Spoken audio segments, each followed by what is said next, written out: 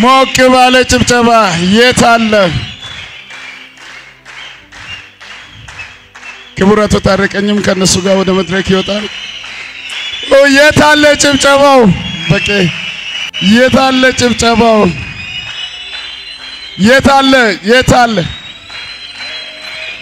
እሲ የላጋይ ኡባዬ ላጋይ እሲ የላጋው እሲ ወላይታይ እሲ ኦሮሞይ እሲ ወላይታው የላጋ ከጋራቴተስ ክቡር ኦቦ በቀለ ገርባ ስለ ኦሮሞ ህዝብ ትግልና የወጣቱ ሚና ስኬትና ተግዳሮቶችን በተመለከተ አጠር ያለ ነገር ያቀርቡልናል ያንን ከወላይታ ወቅታዊ ትግልና ከሀገራችን ወቅታዊ ፖለቲካ አንፃር ምንድነው ምንማርበት የሚለው ነገር ደግሞ እኛ ከዛ ትምህርት ምንወስድበት ነው የሚሆነው በመቀጠል ክቡር ኦቦ ሙላቱ ገመቹ የፌደራሊዝም ጽንሰ ሐሳብና የፌደራሊዝም አወቃቀር እና የአፈጻጸም ተግዳሮቶችንና የተገኙ ስኬቶችን በተመለከተ አጠር ያለ ነገር ያቀርቡልንና ከኛ ወቅታዊ ሁኔታና ከአገራችን የፖለቲካ ዝንባሌ ጋር ለኛ ምንድነው የሚሰጠን ለሰን የሚለው ነገር ምንባርበት ነው የሚሆነው አሁን አቶ ወደ ቀሌጋ ነው የምንሄደው ከልብና መሰግናለን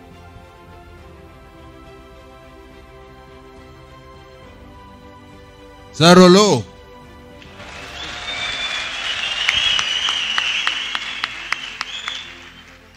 አከም ጅርቱ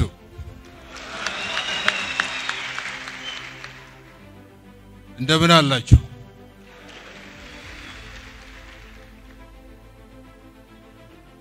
የተከበራችሁ የወላይታ ዞን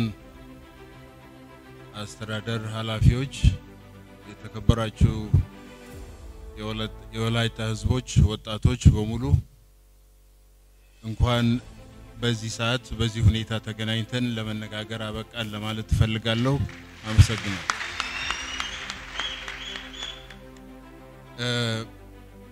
ዛሬ በእውነት በዚህ ስፍራ ስገኝ ትልቅ ክብርና ደስታ ነው የሚሰማኝ ለብዙ ጊዜ የኛ ህዝብን የመሰሉ ህዝቦች መካከል በመገኘት ከኛ ጋራ ተመሳሳይ ታሪክ ያላቸው ከኛ ጋራ ተመሳሳይ የትግል ሂደት ውስጥ ያለፉ ከኛ ጋራ ተመሳሳይ ጭቆና ውስጥ ያለፉ ህዝቦች መካከል ተገኝቶ ያለንን አጋርነት ያለንን ወዳጅነት ወንድማማችነት ለመግለጽ በመታደሌ በጣም ነው ደስ የሚለኝ ስለዚህ ባጭሩ ዛሬ በሁለት ዋና ምክንያቶች ነው እዚህ የምገኘው እዚህ እኔና የትግል ጓዴ የኦሮሞን ህዝብ በመወከል የምንገኘው አንደኛ የወላይታ ህዝብ ለብዙ ዘመናት 100 ዓመታት ለበለጠ ጊዜ ራሱን በራሱ የማስተዳደር መብቱን አጥቶ ተነፍጎ የነበረ ህዝብ ዛሬ ጥያቄውን በአዲስ መልክ አንስቶ ለጥያቄው መልስ ወደ ማግኛ ደረጃ ላይ ከደረሰበት ሰዓት በዚህ በመጨረሻው ሰዓት ላይ የኛ አጋርነት የኛ ድጋፍ የኛ ወንድማማችነት አስፈላጊ ነው ብለን ስላመንን ይሄንን ለመደገፍ ከጎናችሁ መሆናችንን ለማሳወቅ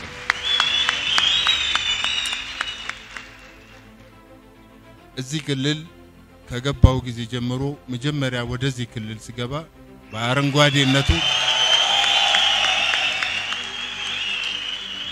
በአረንጓዴነቱ በጣም ነው ደስ ያለኝ አንደኛ ነገር ተስፋ ያለው ህዝብ ስለ ወደፊቱ ያስባል የተፈጥሮ ሀብቱን ይንከባከባል መሬቱን ይንከባከባል ዛፎቹን ይንከባከባል ለልጆቹ ያስተላልፋል ስለዚህ ስለ ወደፊታችሁ ምን ያህል ሐሳቢዎች እንደሆናችሁ ምን ያህል መልካም ነገር ለህዝባችሁ ወደፊት እንደምትመኙ ከምድራችሁ ከአፈራችሁ ለተፈጥሮ የምታደርጉት እንክብካቤ ራሱ በጣም የሚያመለክት ይመስለኛል። ወደዚህ መምጣት ግድ ያለን ነገር ምንድነው? አንደኛ ነገር እኛ የኦሮሞ ፌደራላዊ ኮንግረስ ፌደራሊስት ኮንግረስ ፓርቲ አባላት ነን፣ አመራሮች ነን። የኦሮሞን ህዝብ በመወከል ነው በዚህ ስፍራ የምንገኘው። ኦሮሞ ህዝብ ይዘን የመጣነውን ሰላም ለእናንተ ለማስተላለፍም ጭምር ነው። ሰላማችሁ ይድረሳችሁ። የኦሮሞ ህዝብ ሰላም ይድረሳችሁ።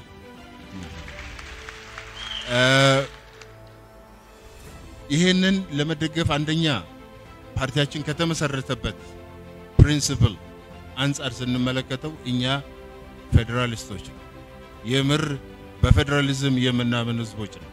እንደኛ በፌደራሊዝም በእውነተኛ ፌደራሊዝም የሚያምኑ ህዝቦች ጎን መቆም ግዴታችን ነው፣ ኃላፊነታችን። ፌደራሊዝም የጋራ ሸርድ ሩል አለ፣ እንደገና ደግሞ ሰልፍ ሩል አለ። ራስን በራስ የማስተዳደር ፕሪንሲፕል በደንብ አጥብቀን የምንከተለው ተግባራዊ እንዲሆን የምንታገልለት መርህ። ስለዚህ የወላይታ ህዝብ ራሱን በራሱ ለማስተዳደር በሚያደርገው ጥረት ከጎኑ መሆን ግዴታችን ነው፣ ኃላፊነታችን ነው።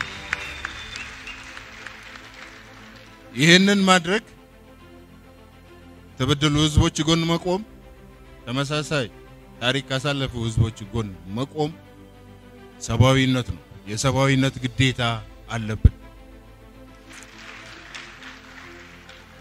የብዙ ታጋዮችን ታሪክ ብንመለከት ማርቲን ሉተር ኪንግ አሜሪካዊ ሆኖ ሳለ ነገር ግን አሜሪካ በጭቁን ቪየትናማውያን ላይ ስታደርግ የነበረውን ጦርነት አብዝቶ ይቃወም ነበር።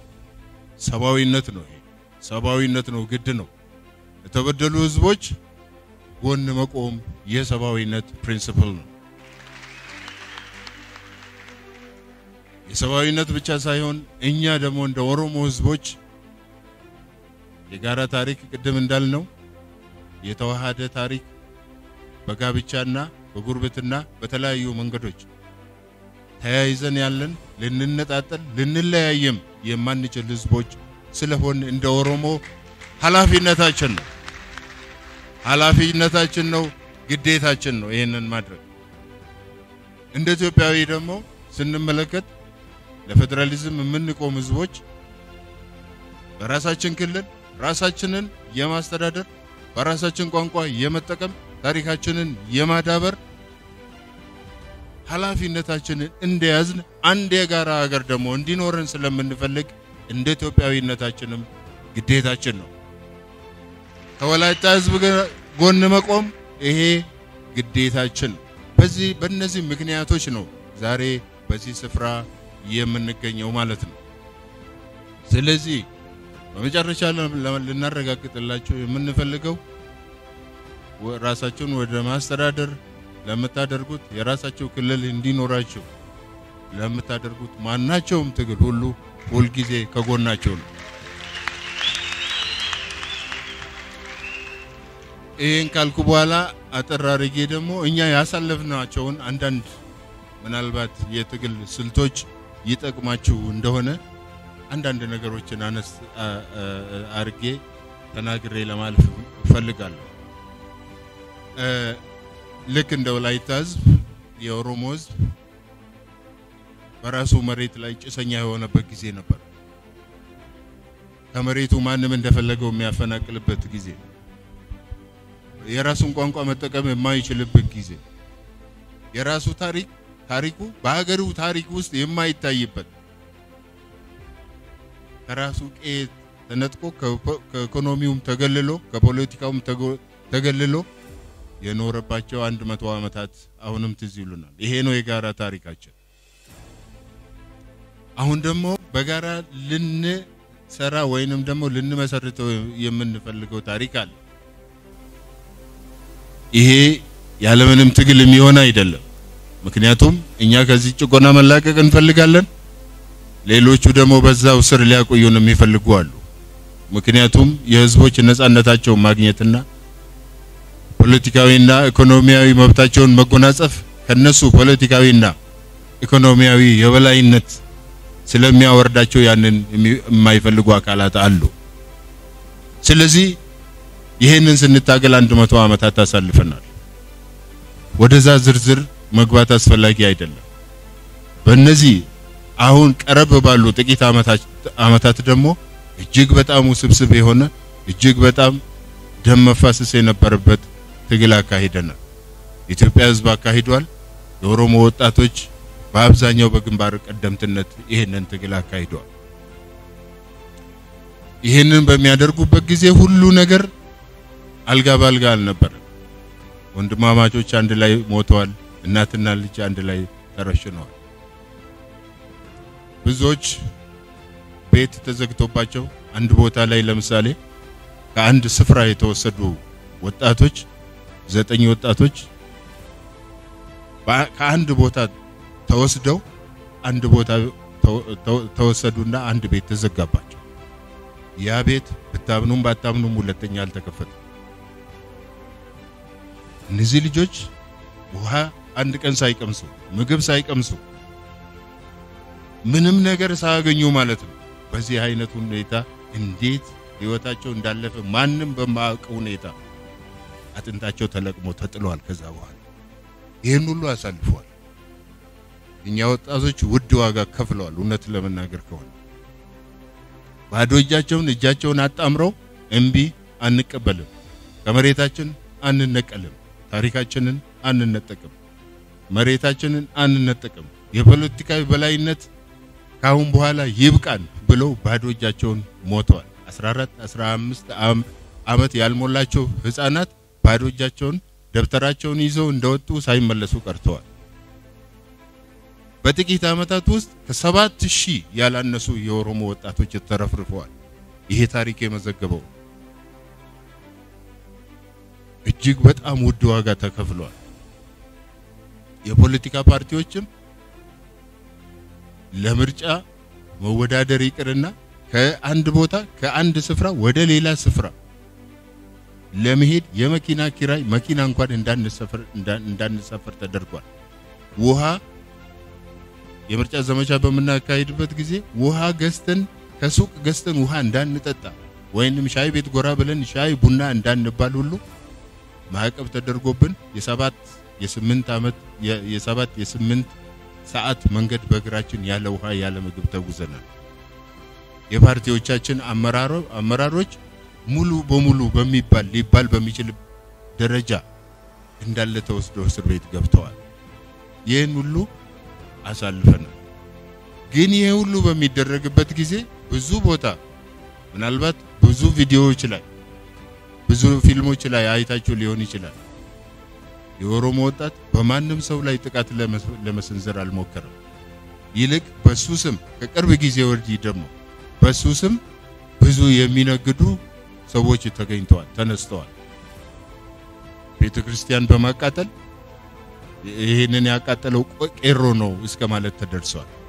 መስጊዶችን አታክ በማድረግ ወይንም በማጥቃት ይሄንን ያደረገው ቄሮ ነው ብሎ በሱ ላይ ለማላከክና ትግሉን ጥላሸት ለመቀባት ይሄ ስርዓት እንዳይቀየር የሚፈልጉ ሰዎች ወይንም ቡድኖች ይሄንን አድርገዋል። ይሄንን የምናገረው ለምንድን ነው? ነገ ከፊታችሁ ያለው ትግል ቀላል ነገር አይደለም። ነገ ይሄንን ትግል በመታደርጉበት ጊዜ በእናንተም ላይ ይሄ እንደማይፈጸም ምንም ማረጋገጫ ማግኘት አንችል። ነገ በእናንተ ስም እዚህ ቁጭ ብላችሁ የምትገቡት ቃል በጣም ነው የሚማርከኝ። በሰላማዊ መንገድ ብቻ እንታገላለን ማለታችሁ ጥሩ ነው። እናንተ በሰላማዊ መንገድ ብቻ ይሄ ብቻ ነው ይሄንን ሀገር አሁን ከገባችበት አዘቅት ሊያወጣ የሚችለው። ይሄ ትክክል ነው። ነገር ግን ይሄንንም እያደረጋችሁ ልክ እንደ ኦሮሞ ቄሮ ራሳቸው ቤት አቃጥለው እነሱ ናቸው ያቃጠሉት ማለታቸው እንደማይቀር ግን ይሄንን አስረግጬ ልነግራችሁ ፈልጋለሁ። ስለዚህ የተቃዋሚዎቻቸውን እናንተ ነፃነታቸውን እንዳታገኙ ራሳቸውን በራሳቸው የማስተዳደር መብታቸውን እንዳትጎናጸፉ የሚፈልጉ አካላት የማይሸርቧቸው ሴራዎች የሉ ለዚህ ዝግጅት ማድረግ ያስፈልጋል መታሰር ሊኖር ይችላል ለዛ ዝግጁ እንድትሆኑ ነው የምፈልገው የኦሮሞ ወጣቶች እኛ እስከ መቼ ነው የምንታሰረው አንዳንድ ጊዜ ሰው ለመታሰር ሁሉ ይሸሽ ነበር ለመታሰር ይሸሽ ነበር በኋላ ግን በተደረገው የትግሉ እየበሰለ በሚመጣበት ጊዜ የት ነው የሚሸሸው ከትግል የት ቦታ ነው የሚሸሸው የራስን መብት ከመጠየቅ ወዴት ነው መሸሽ የሚቻለው ተሸሽቶስ የትኛው መብት ነው የሚገኘው መብት የሚገኘው ፊት ለፊት በመጋፈጥ ያስፈልጋል ፊት ለፊት መጋፈጥ ነው በሰላማዊ መንገድ አሁንም እጃቸውን አስረው እነዛ ልጆች እንደዛ ብለው ባንድ ጉድጓድ እንደተቀበሩ ሁሉ ዛሬ ያለውን የነጻነት አየር ለመተንፈስ አስችለውናል ቀላል ነገር አይደለም በእነሱ ደም ነው ብዙ ነገር የተከናወነ ስለዚህ ለትግል በሚወጣበት ጊዜ ሞት እንዳለ ስራት እንዳለ እንግልት እንዳለ ከስራ መባረር እንዳለ ችግር እንዳለ መታወቅ ያስፈልጋል ነገር ግን ከትግል መሸሽ አያስፈልግም እውነት ለመናገር አንድ እንደው የራሳችንን ኤክስፒሪየንስ ተሞክሮች እስር ቤት ሳለን መጀመሪያ እስር ቤት በመንገባበት ጊዜ አንተ እንደዚህ ያደርጋል ሲባል አላደረኩም ነበር የሚባለው እኛ ከገባን በኋላ አድርጋል አዋርጌያለሁ ለምን ለነጻነቴ ነው ያረኩት ለመብቴ ነው ያደረኩት ነገም ስወጣ አደርገዋለሁ ይሄ ነገር ካልተፈታ ይሄ ነገር መፍትሄ ካላገኘ ነገም ስወጣ አደርገዋለሁ ማለት ያስፈልጋል አንደኛ ነገር አላማችሁ ትክክለኛ ፍታዊ እውነተኛና ሊታገሉለት የሚገባ መሆኑን ማረጋገጥ ብቻ ነው አስፈላጊ ነገር ነጻነት ያስፈልጋቸዋል አዎ ነጻነት ያስፈልጋቸዋል ምክንያቱም የራሳችሁ ታሪክ የነበራችሁ ነጻ ሀገር የነበራችሁ ነጻ ህዝቦች የነበራችሁ ናችሁ ስለዚህ ራሳችሁን የማስተዳደር በክልል የመደራጀት መብታችሁ ህገ መንግስታዊም ነው ፍትሃዊም ነው ሞራላዊም ነው ማንም ሊነጥቃችሁ የሚችል ሰው የለም